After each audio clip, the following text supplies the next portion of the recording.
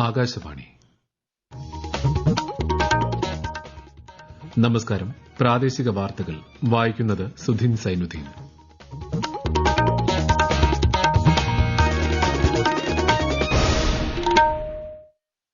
പ്രധാന വാർത്തകൾ.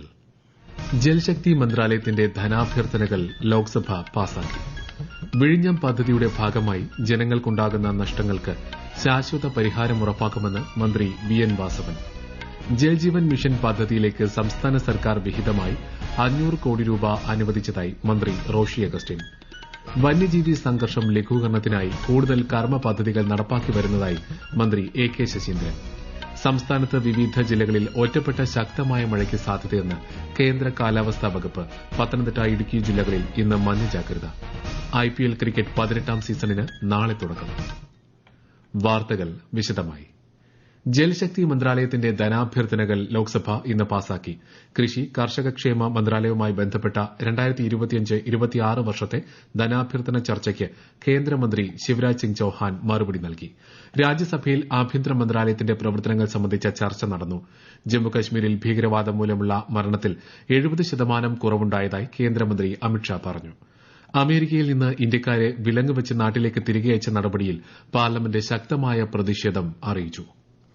കൊല്ലം തുറമുഖത്തിന്റെ വർദ്ധിച്ച സാധ്യതകൾ സർക്കാർ പരമാവധി പ്രയോജനപ്പെടുത്തണമെന്ന് എൻ കെ പ്രേമചന്ദ്രൻ എംപി. കൊല്ലം തുറമുഖത്ത് നിന്നും ചരക്ക് കപ്പലുകളും യാത്രാ വിനോദസഞ്ചാര കപ്പലുകളും സർവീസ് നടത്തണമെന്നും അദ്ദേഹം പറഞ്ഞു. ആശാവർക്കർമാരുടെ സമരത്തിൽ നിയമസഭയിൽ ഇന്നും പ്രതിപക്ഷ വാക്കൌട്ട്. സമരത്തിൽ സർക്കാർ നിഷേധാത്മക സമീപനം പുലർത്തുന്നുവെന്നാരോപിച്ചാണ് പ്രതിപക്ഷം സഭ വിട്ടിറങ്ങിയത്. സബ്മിഷനിലൂടെയാണ് വിഷയം പ്രതിപക്ഷ നേതാവ് വി ഡി സതീശൻ ഉന്നയിച്ചത്. തുടർ ചർച്ചകൾ നടത്തി പ്രശ്നപരിഹാരത്തിന് സർക്കാർ ശ്രമിക്കണമെന്ന് അദ്ദേഹം ആവശ്യപ്പെട്ടു. സമരത്തോട് സർക്കാരിന് അനുഭാവപൂർണമായ സമീപനമാണുള്ളതെന്നും സർക്കാർ ക്രമാനുഗതമായി ഇൻസെന്റീവ് വർദ്ധിപ്പിച്ചിട്ടുണ്ടെന്നും മന്ത്രി എം പി രാജേഷ് മറുപടി പ്രസംഗത്തിൽ പറഞ്ഞു.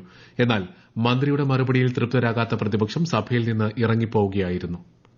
സംസ്ഥാനത്തെ എല്ലാ സ്കൂൾ ബസ്സുകളിലും ക്യാമറ നിർബന്ധമാക്കിയതായി ഗതാഗത മന്ത്രി കെ ബി ഗണേഷ് കുമാർ നിയമസഭയെ അറിയിച്ചു. നിരീക്ഷണ ക്യാമറ സ്ഥാപിച്ച സ്കൂൾ ബസ്സുകൾക്ക് മാത്രമേ ഇനി മുതൽ ഫിറ്റ്നസ് സർട്ടിഫിക്കറ്റ് നൽകൂ എന്നും മന്ത്രി പറഞ്ഞു. അതേസമയം റെഗുലർ ഫുൾ ടൈം ഗവേഷണം നടത്തുന്ന ന്യൂനപക്ഷ വിഭാഗത്തിൽപ്പെടുന്ന വിദ്യാർത്ഥികൾക്ക് ഫെലോഷിപ്പ് നൽകുന്ന പുതിയ പദ്ധതി അടുത്ത സാമ്പത്തിക വർഷം മുതൽ ആരംഭിക്കുമെന്ന് മന്ത്രി ഒ ആർ കേളു അറിയിച്ചു. വിഴിഞ്ഞം പദ്ധതിയുടെ ഭാഗമായി ജനങ്ങൾക്കുണ്ടാകുന്ന നഷ്ടങ്ങൾക്ക് ശാശ്വത പരിഹാരം ഉറപ്പാക്കുമെന്ന് മന്ത്രി വി എൻ വാസവൻ. വിഴിഞ്ഞത്തെ മത്സ്യത്തൊഴിലാളികൾക്കുള്ള ജീവനോപാധി നഷ്ടപരിഹാര വിതരണത്തിന്റെ ഉദ്ഘാടനം നിർവഹിക്കുകയായിരുന്നു മന്ത്രി. 2028 അടുത്ത ഘട്ടങ്ങൾ പൂർത്തീകരിക്കുന്ന ലക്ഷ്യത്തിലാണ് നമ്മളിപ്പോ അതിന്റെ പ്രവർത്തനങ്ങൾ നീക്കിക്കൊണ്ടിരിക്കുന്നത്. യുദ്ധകാലാടിസ്ഥാനത്തിലാണ് റെയിൽവേയുടെയും റോഡ് കണക്ടിവിറ്റിയുടെയും പ്രവർത്തനങ്ങളുമായി മുന്നോട്ട് നീങ്ങുന്നത്. ഈ ഘട്ടങ്ങളിൽ തന്നെ നമ്മുടെ ഇവിടുത്തെ പൊതുവായ ആവശ്യങ്ങൾ ഓരോന്നോരോന്നായി പരിഹരിച്ചുകൊണ്ട് ഈ തുറമുഖം ആഗോളതലത്തിൽ ഏറ്റവും മുന്നിലെത്തിക്കുന്ന പ്രവർത്തനങ്ങൾ നടക്കുന്നതുപോലെ തന്നെ ഇവിടുത്തെ ജനതയുടെ വിവിധങ്ങളായ പ്രശ്നങ്ങൾ അവരുടെ സാമ്പത്തികവും സാമൂഹികവും സാംസ്കാരികമായ ഉയർച്ചയ്ക്ക് വഴിയൊരുക്കുന്ന രൂപത്തിലുള്ള വിവിധ തരത്തിലുള്ള പദ്ധതികൾ നടപ്പാക്കിക്കൊണ്ട് മുന്നോട്ട് നീങ്ങും. ഇതിനോടകം 306 കോടി രൂപ ജീവനോപാധിയായി വിതരണം ചെയ്തിട്ടുണ്ടെന്നും ശ്രീ വാസവൻ പറഞ്ഞു. വിഴിഞ്ഞം പുനരധിവാസം സമയബന്ധിതമായി നടപ്പിലാക്കുമെന്നും ശ്രീ വാസവൻ വ്യക്തമാക്കി. ക്യൂബയുമായുള്ള സഹകരണത്തിൽ സംസ്ഥാനത്തെ ആരോഗ്യരംഗത്ത് വൻ മാറ്റമുണ്ടാകുമെന്ന് ആരോഗ്യവകുപ്പ് മന്ത്രി വീണ ജോർജ്. കേന്ദ്ര അനുമതിയോടെ ഗവേഷണ രംഗത്ത് ക്യൂബൻ സഹകരണം ഉറപ്പാക്കുമെന്നും മന്ത്രി പറഞ്ഞു. ക്യൂബൻ ആരോഗ്യ വിദഗ്ധരുമായി കൂടിക്കാഴ്ച നടത്തിയ ശേഷമാണ് മന്ത്രിയുടെ പ്രതികരണം. ജലജീവൻ മിഷൻ പദ്ധതിയിലേക്ക് സംസ്ഥാന സർക്കാർ വിഹിതമായി 500 കോടി രൂപ അനുവദിച്ചതായി മന്ത്രി റോഷി അഗസ്റ്റിൻ. 2024-25 സാമ്പത്തിക വർഷത്തിലെ രണ്ടാമത്തെ ഗഡു കേന്ദ്ര സർക്കാരിൽ നിന്നും ലഭിക്കാനുണ്ട്. കരാറുകാരുടെ കുടിശ്ശിക നിലനിൽക്കുന്ന സാഹചര്യം കണക്കിലെടുത്ത് സംസ്ഥാന സർക്കാർ 500 കോടി രൂപ മുൻകൂറായി അനുവദിക്കുകയായിരുന്നുവെന്നും മന്ത്രി വാർത്താക്കുറിപ്പിൽ അറിയിച്ചു. ഈ വാർത്തകൾ ആകാശവാണിയിൽ നിന്ന്. ആകാശവാണി വാർത്തകളും വാർത്താ അധിഷ്ഠിത പരിപാടികളും All India Radio News Thiruvananthapuram YouTube ചാനലിലും All India Radio News Thiruvananthapuram Facebook പേജിലും AIR ന്യൂസ് തിരുവനന്തപുരം ഇൻസ്റ്റഗ്രാം അക്കൌണ്ടിലും AIR ന്യൂസ് TVM X ഹാൻഡിലും ലഭ്യമാണ്. വനസംരക്ഷണ പ്രവർത്തനങ്ങൾക്കെതിരായ പൊതുബോധ നിർമ്മിതിയിൽ മാറ്റം വരേണ്ടതുണ്ടെന്ന് മന്ത്രി എ കെ ശശീന്ദ്രൻ. വന്യജീവി സംഘർഷ ലഘൂകരണത്തിനായി കൂടുതൽ കർമ്മ പദ്ധതികൾ സർക്കാർ നടപ്പാക്കി വരികയാണെന്നും അദ്ദേഹം പറഞ്ഞു. ലോക വനദിനാചരണ പരിപാടി തിരുവനന്തപുരം വനം ആസ്ഥാനത്ത് ഉദ്ഘാടനം ചെയ്യുകയായിരുന്നു മന്ത്രി. വനമിത്ര പുരസ്കാരങ്ങളും ചടങ്ങിൽ വിതരണം ചെയ്തു. യാഥാർത്ഥ്യം ഉൾക്കൊണ്ടുകൊണ്ട് പരസ്പരം സഹവർത്തിത്വത്തിലൂടെ വെല്ലുവിളികളെ നേരിടാൻ എങ്ങനെ കഴിയും എന്ന പരിശോധനയും പരീക്ഷണങ്ങളുമാണ് കേരള വനം വകുപ്പ് ഇപ്പോൾ ശ്രമിച്ചുകൊണ്ടിരിക്കുന്നത്. ഒന്നിനൊന്നോട് ചേർന്ന് നിന്ന് പൊരുത്തപ്പെടുത്തി മുന്നോട്ട് കൊണ്ടുപോകുമ്പോൾ മാത്രമേ ഈ ഭൂമിയെ സംരക്ഷിക്കുന്നതിലൂടെ മാനവരാശിയെയും സംരക്ഷിക്കാനാവുകയുള്ളൂ. നമുക്കൊരുമിച്ച് മനുഷ്യരെ രക്ഷിക്കാം, വന്യജീവികളെ രക്ഷിക്കാം, വനത്തെ രക്ഷിക്കാം. ഈ വിഷയങ്ങൾ മനസ്സിൽ വെച്ചുകൊണ്ടുള്ള സമന്വയത്തിന്റെ പാത സ്വീകരിക്കുകയാണ് ഇന്നത്തെ കാലത്തെ അനിവാര്യത. തിരുവനന്തപുരത്ത് സെക്രട്ടേറിയറ്റിന് മുന്നിൽ ആശാപ്രവർത്തകർ നടത്തുന്ന നിരാഹാര സമരം 2ാം ദിവസവും തുടരുന്നു.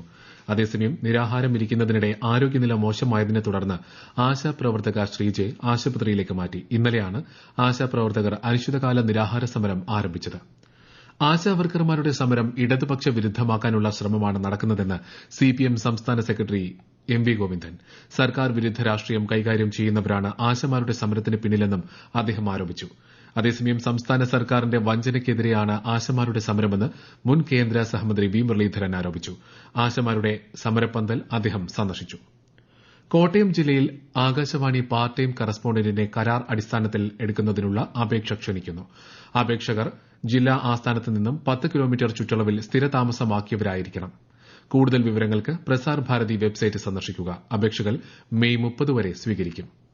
സംസ്ഥാനത്ത് വിവിധ ജില്ലകളിൽ ഒറ്റപ്പെട്ട ശക്തമായ മഴയ്ക്ക് സാധ്യതയെന്ന് കേന്ദ്ര കാലാവസ്ഥാ വകുപ്പ്. പത്തനംതിട്ട, ഇടുക്കി ജില്ലകളിൽ ഇന്ന് മഞ്ഞ ജാഗ്രത പ്രഖ്യാപിച്ചു. 3 ജില്ലകളിൽ നാളെ മഞ്ഞ ജാഗ്രതയാണ്. അതേസമയം കടുത്ത ചൂടും അൾട്രാവയലറ്റ് രശ്മികളുടെ സാന്നിധ്യവും വർദ്ധിച്ചതോടെ വിവിധ ജില്ലകളിൽ ഉയർന്ന താപനില മുന്നറിയിപ്പും നൽകിയിട്ടുണ്ട്. ഇന്ത്യൻ പ്രീമിയർ ലീഗ് ക്രിക്കറ്റിന്റെ 18ാം സീസണ് നാളെ തുടക്കം.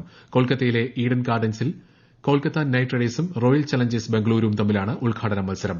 രാത്രി 7:30-നാണ് മത്സരം.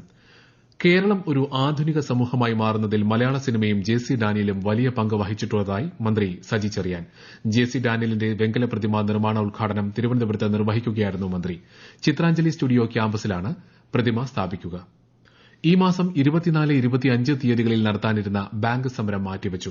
ഇന്ന് നടന്ന അനുരഞ്ജന ചർച്ചയിലാണ് തീരുമാനം. IBA, DFS സംഘടനകളുടെ പ്രതിനിധികൾ ചർച്ചയിൽ പങ്കെടുത്തു. ലൈംഗികാതിക്രമ കേസുകളിൽ പരിശോധന കുറ്റമറ്റതാക്കണമെന്ന് മനുഷ്യാവകാശ കമ്മീഷൻ. കോഴിക്കോട് മെഡിക്കൽ കോളേജിലെ ICU-വിൽ ആശുപത്രി ജീവനക്കാരൻ രോഗിയെ ലൈംഗികാതിക്രമത്തിന് വിധേയമാക്കിയെന്ന പരാതിയിലാണ് ഉത്തരവ്. സ്ത്രീകൾ മാത്രമുള്ള വാർഡുകളിൽ പുരുഷ അറ്റൻഡന്റുമാരെ ഡ്യൂട്ടിക്ക് നിയോഗിക്കുന്നത് പരമാവധി ഒഴിവാക്കണമെന്നും കമ്മീഷൻ നിർദ്ദേശിച്ചു. പാതിവില തട്ടിപ്പ് കേസ് പ്രതി അനന്തുകൃഷ്ണനെ ഒരു ദിവസത്തേക്ക് തൊടുപുഴ പോലീസിന്റെ കസ്റ്റഡിയിൽ വിട്ടു. തൊടുപുഴ പോലീസ് രജിസ്റ്റർ ചെയ്ത 6 കേസുകളിൽ ഇളംദേശം സീഡ് സൊസൈറ്റി വഴി 60 പേരുടെ 3.5 കോടി രൂപ തട്ടിച്ചെന്ന പരാതിയിലാണ് അനന്തുവിനെ കസ്റ്റഡിയിൽ വാങ്ങിയത്. ആകാശവാണി തിരുവനന്തപുരം നിലയത്തിന്റെ 75ാം വാർഷികാഘോഷങ്ങളുടെ ഭാഗമായി അഖില കേരള യുവസാഹിത്യ മത്സരത്തിൽ തെരഞ്ഞെടുക്കപ്പെട്ട കവികൾക്കായി കവിതാ ശില്പശാല സംഘടിപ്പിച്ചു. മുൻ ചീഫ് സെക്രട്ടറി കെ ജയകുമാർ സമാപന സമ്മേളനം തിരുവനന്തപുരത്ത് ഉദ്ഘാടനം ചെയ്തു. ആകാശവാണി തിരുവനന്തപുരം നിലയം പ്രോഗ്രാം മേധാവി വി ശിവകുമാർ, ആകാശവാണി തിരുവനന്തപുരം നിലയം അസിസ്റ്റന്റ് ഡയറക്ടർ ശ്രീകുമാർ മുഖത്തല തുടങ്ങിയവർ പരിപാടിയിൽ പങ്കെടുത്തു. രാവിലെ കവി മധുസൂദനൻ നായരാണ് ശില്പശാല ഉദ്ഘാടനം ചെയ്തത്.